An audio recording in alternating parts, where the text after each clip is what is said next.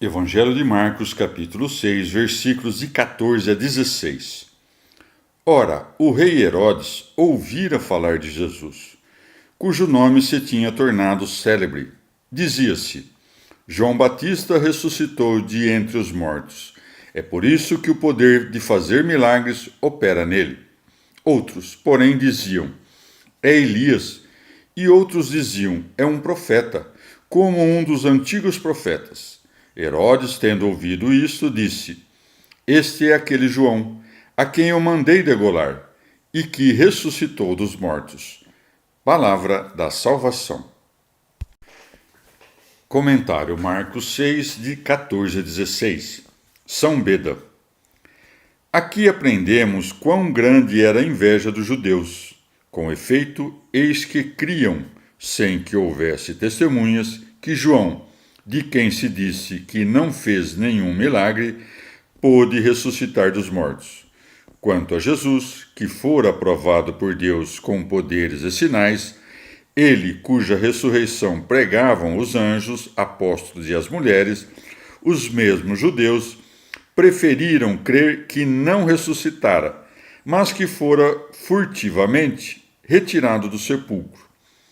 Quanto a dizerem que João havia ressuscitado dos mortos e, por isso, o poder de fazer milagres operava nele, compreenderam corretamente a força da ressurreição, pois os santos terão maior poder quando tiverem ressuscitado dos mortos do que quando ainda suportavam o peso da fraqueza da carne. Segue-se. Outros, porém, diziam: É Elias. Evangelho de Marcos, capítulo 6, versículos de 17 a 29. Porque Herodes tinha mandado prender João, e teve-o em ferros no cárcere por causa de Herodíades, mulher de Filipe, seu irmão, com a qual tinha casado, ilicitamente. Porque João dizia a Herodes: Não te é lícito ter a mulher de teu irmão.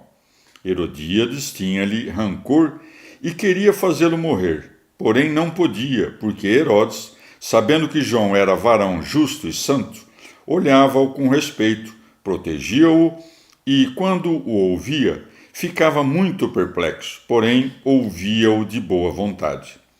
Chegando um dia oportuno, Herodes, no aniversário do seu nascimento, deu um banquete aos grandes da corte, aos tribunos e aos principais da Galiléia.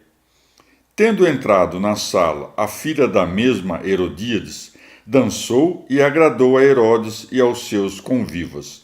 O rei disse à moça: Pede-me o que quiseres, e eu te darei. E jurou-lhe: Tudo o que me pedires, te darei, ainda que seja metade do meu reino. Ela, tendo saído, disse à sua mãe: Que hei de eu pedir? Ela respondeu-lhe: A cabeça de João Batista. Tornando logo a entrar apressadamente junto do rei, fez esse pedido: Quero que imediatamente me des num prato a cabeça de João Batista. O rei entristeceu, mas, por causa do juramento e dos convivas, não quis desgostá-la. Imediatamente mandou um guarda com ordem de trazer a cabeça de João. Ele foi degolá-lo no cárcere, levou a sua cabeça num prato, deu-o à moça e a moça a deu à sua mãe. Tendo ouvido isto, os seus discípulos foram, tomaram o seu corpo e o depuseram num sepulcro. Palavra da salvação. Comentário Marcos 6, de 17 a 29. São Beda. Conta uma antiga história que Filipe, irmão deste Herodes e filho de Herodes Maior, sob o qual o Senhor fugiu para o Egito, casou-se com Herodíades, filha do rei Aretas, e que, em seguida, seu sogro, por exortação de alguns contra as inimizades do genro, tomou de volta sua filha, e, para a dor do primeiro marido, casou-a com Herodes, inimigo dele. Por isso, João Batista repreendeu Herodes e Herodíades, pois contraíram núpcias ilícitas, não sendo permitido casar-se com a esposa do irmão enquanto este ainda vivia. Herodíades, com efeito, temia que Herodes, em algum momento, se arrependesse ou se tornasse amigo de Filipe, seu irmão, e, repudiando-a, dissolvesse o casamento ilícito. Segue-se, porque Herodes, sabendo que João era varão justo e santo, olhava-o com respeito. Lemos que entre os mortais, somente Herodes e o faraó celebraram o aniversário de seu nascimento com alegrias festivas, mas ambos os reis, com um funesto presságio, mancharam as festas com sangue. Com efeito, Herodes, com tanto maior impiedade quanto era santo e inocente o doutor da verdade, que matou, e isto por conta de uma promessa e do pedido de uma dançarina. Segue-se. Tendo entrado na sala a filha da mesma Herodíades, dançou e agradou a Herodes e aos seus convivas. O rei disse à moça: Pede-me o que quiseres, e eu te darei. Ele não se justifica do homicídio pelo juramento, pois talvez tenha jurado precisamente para encontrar ocasião de matá-lo. E, se ela tivesse pedido a morte do pai ou da mãe de Herodes, ele de maneira nenhuma tê-la-ia concedido. Segue-se. Ela, tendo saído, disse à sua mãe: Que hei de eu pedir? Ela respondeu-lhe: A cabeça de João Batista. Como digna recompensa de uma dança, pede-se a digna recompensa de sangue. Segue-se, tornando logo a entrar apressadamente junto do rei, fez esse pedido. Quero imediatamente me des num prato a cabeça de João Batista.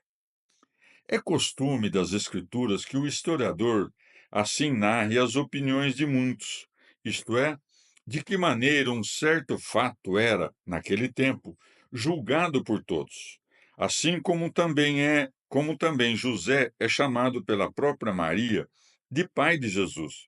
Do mesmo modo, disse aqui que Herodes se entristeceu, pois os convivas assim pensaram. Com efeito, o dissimulador mostrou no rosto tristeza, enquanto se alegrava na alma. E ele justifica o crime com o juramento, de modo que, sob ensejo de piedade, se fizesse ímpio. Por isso se segue. Mas, por causa do juramento e dos convivas, não quis desgostá-la. Quanto a ser acrescentado, por causa também dos convivas, Herodes queria que todos fossem cúmplices de seu crime, de modo que, num banquete luxurioso e impuro, fosse oferecido um festim sangrento. Por isso se segue, imediatamente, mandou um guarda com ordem de trazer a cabeça de João. Mas Herodes não se envergonhou de trazer a cabeça do homem morto diante dos convivas.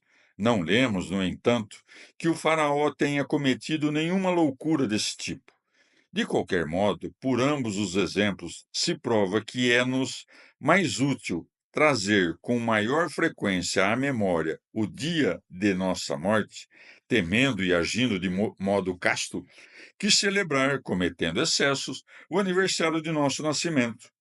Pois o homem nasce num mundo para os trabalhos, e os eleitos atravessam o mundo pela morte em direção ao repouso. Segue-se. Ele foi degolá-lo num cárcere, levou a sua cabeça num prato, deu-o à moça, e a moça a deu à sua mãe. Flávio Josefo narra que João, uma vez acorrentado, foi conduzido à aldeia de Maqueronte e que lá foi decapitado. Já a história eclesiástica narra que foi sepultado na cidade de Sebaste, na Palestina, que outrora se chamava Samaria.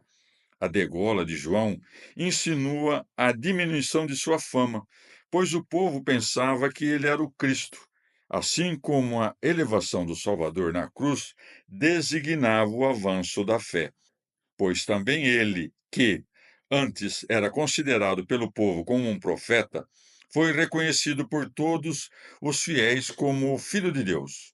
É por isso que João, cuja reputação deveria diminuir, nasceu quando a luz do dia começa a tornar-se menor.